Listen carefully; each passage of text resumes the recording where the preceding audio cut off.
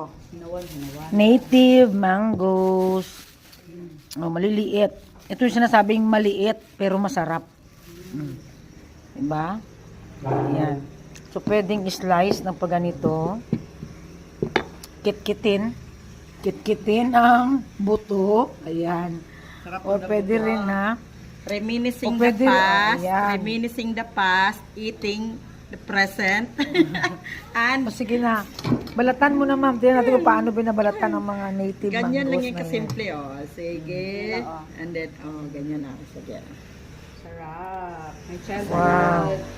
My Diba? childhood food. Mga childhood. Pang recess time to pang recess time.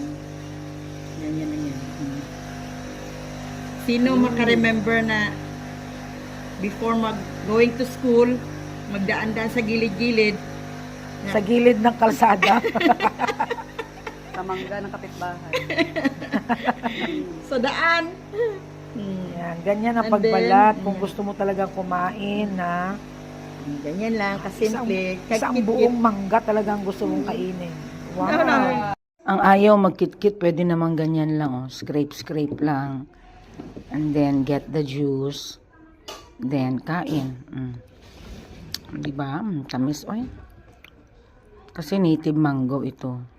Sobrang liit.